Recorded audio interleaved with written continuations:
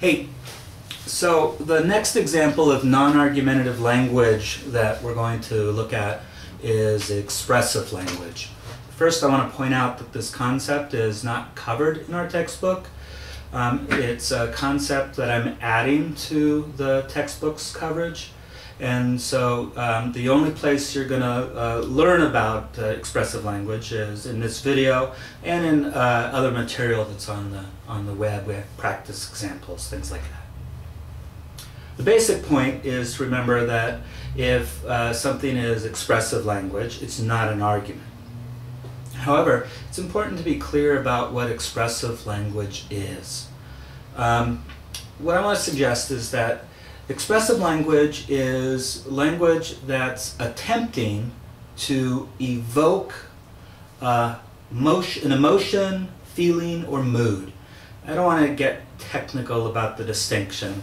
I'll just kind of just say any sort of emotion, just as an umbrella term. But notice that I said it's an attempt to evoke. So it's an attempt to evoke an emotion. It's not expressive language if, say, you're trying to provoke an emotion.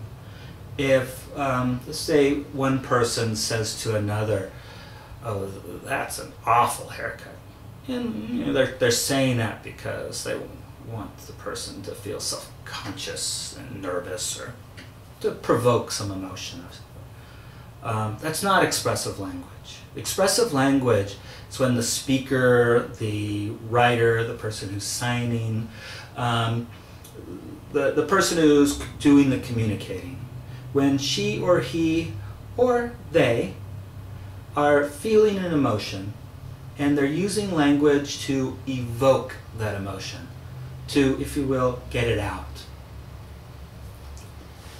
Let it out. Express it. Now, I'm going to give you two subcategories. I want to be very clear about this. These subcategories, they're kind of loose. It's loose terminology I'm using. It's not official terminology. In addition, you're never going to have to use these terms. You won't find them on a homework or an exam. And so you don't have to remember the following subcategories that I'm going to give you. But often students find it helpful to think about these subcategories, or, if you will, kind of distinctions or different versions of expressive language. Lots of examples of expressive language. You can think of them as, I'll say, personal declarations. Once again, when I say personal, it doesn't have to be an individual. It could be a we.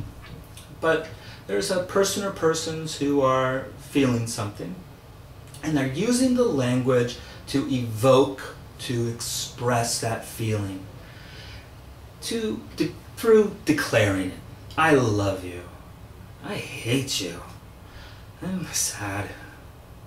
I'm really happy. These things are declaring an emotion. Now, it can get a little complicated because sometimes the point of these declarations is to assert that it's true. Someone can say, "Oh, you don't love me." "Oh, I really love you." And in that example, the person's actually making a statement. The person is saying that it's true that I love you. But what I want to suggest is this. Overwhelmingly most of the time, when someone says something like, "I'm sad, I'm happy, I love you," they're not making a statement. What they're doing is expressing or evoking their emotion. The point of the language is to not assert that something's true, but to express a feeling. It's very important to keep that in mind. Second, this is just to try to make it easy for us, because I don't want people to get caught up worrying about which example's gonna be the one that throws you. So for the purpose of our class, if you ever see an example on a homework anywhere or an exam anywhere on the website, And the entire example is just someone declaring an emotion. I'm sad, I'm happy, something like that. That's all there is to the example. I'm never going to give you an example like that that's a statement. My experience is it doesn't actually happen that often. And it's really not worth kind of making you worry about it. And so the point to really focus on here is that overwhelmingly most of the time, what is going on is the person is evoking some sort of feeling, emotion, or mood. And they're doing it by declaring it. And again, such examples of expressive language, these declarations are not arguments. Now, the second subcategory of expressive language, often they're just called expressions. Now, that term's used in lots of different ways. So again, you may be used to hearing that term in a way that's different than how I'm using it. It's kind of loose terminology here. But these are